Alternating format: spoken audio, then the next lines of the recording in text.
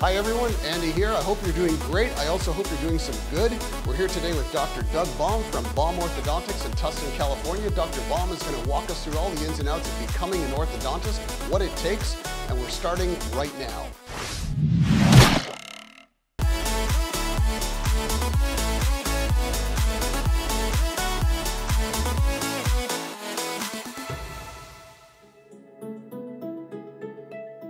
I create beautiful smiles. We use braces and plastic aligners such as Invisalign or 3M Clarity aligners to straighten teeth. So traditionally it's always been braces, but in the last 20 years we now have aligners, clear aligners that help move teeth.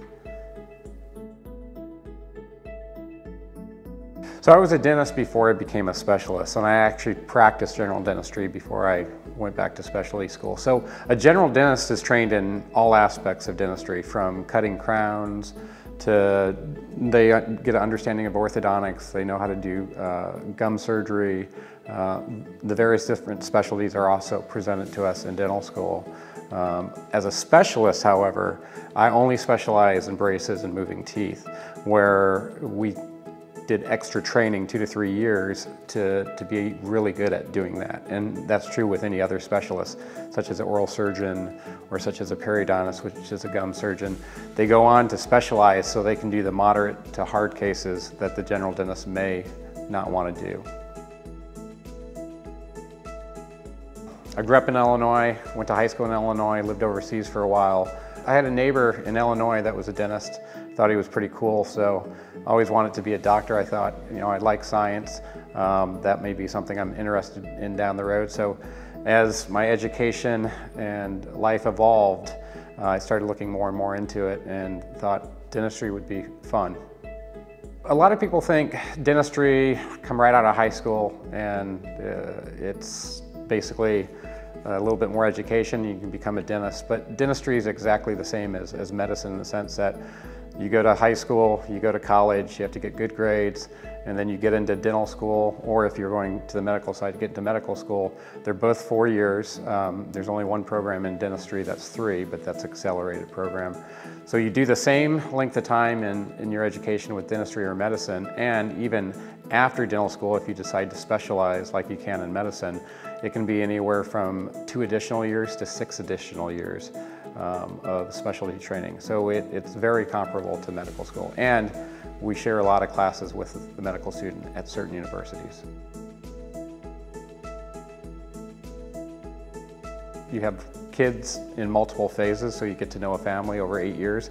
The hardest part is seeing that family completely done with their treatment and not seeing them every month, because with orthodontics you develop relationships over the years, which is different from some of the other specialties where you go and have a root canal and then you're done and you don't see the clinician ever again.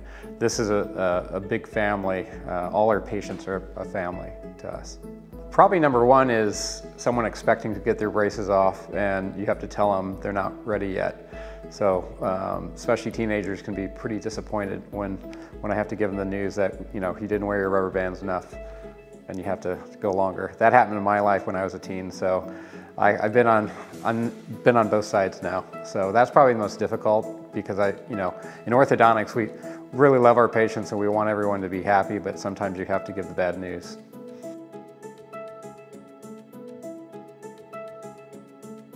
You have to be an extrovert because you're talking to a lot of people, a lot of patients and parents throughout the day. You have to be very detail-oriented, especially in orthodontics. It's a go-go, very fast-paced environment where, in orthodontics, most orthodontists average probably seeing 60 to 140 patients a day, depending upon the size of the practice, where if you're a general dentist, you may see 10 patients a day. So it's very fast paced, so you have to enjoy that, have to enjoy being able to change gears quickly from seeing a retainer patient to seeing a patient that just started treatment or is getting ready for surgery, jaw surgery with braces on. If you're an introvert, this would be a horrible career for you. Obviously there's better jobs for introverts than orthodontics, or if you're not detail oriented, and you gotta like to talk a lot. Typical day for myself is probably a 12-hour day. Get up at 6, get in the office around 6:30. We have a huddle a little after 7 with my team, going over who's coming in throughout the day. And then we start seeing patients at 7:30 on certain days, 8 o'clock on other days. And basically we have 8 chairs, and I've got trained assistants that help me throughout the day. People come and go. We're moving constantly, making sure we're updating parents and patients on how their treatment's progressing. Typically we have an hour lunch, and then afternoon comes in, and we typically finish around 6:30. So it's a pretty long day, but it's a fun environment. Doing a 12-hour day would be miserable if you didn't have, especially in our office, a great team and a fun environment with people laughing all the time.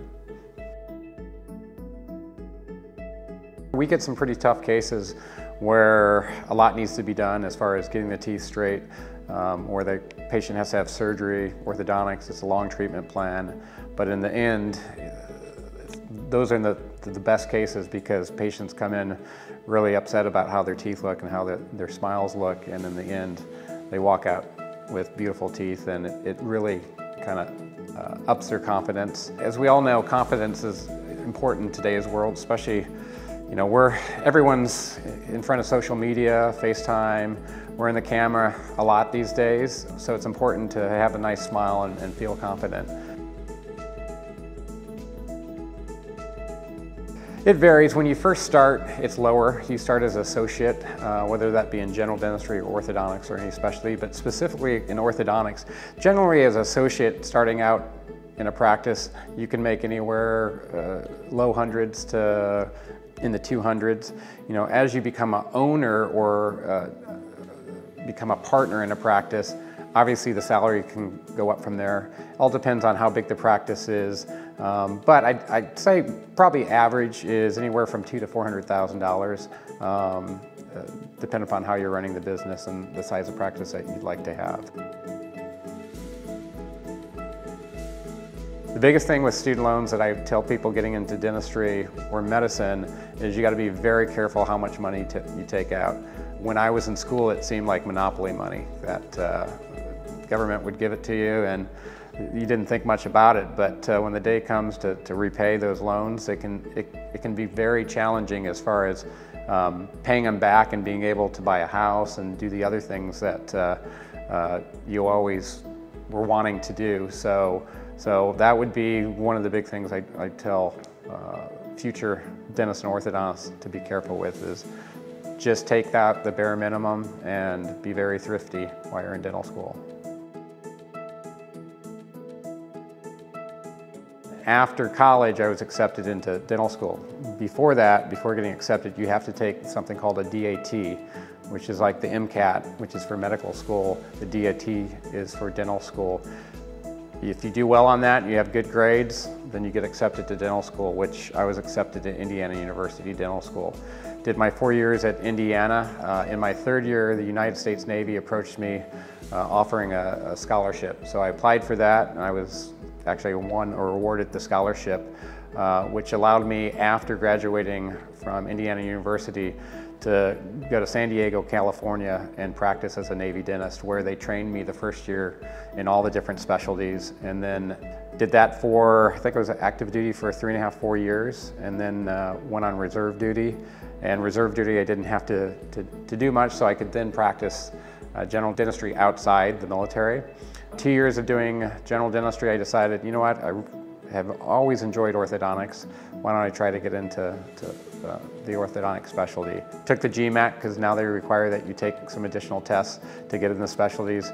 Did well on the GMAT, and was able to go back to Indiana University for my specialty training. And that was a 2-year program, and after graduating from Indiana in the orthodontic specialty, I moved back to California, because I thought the winter time here in California is much better than Illinois, so this was a better fit.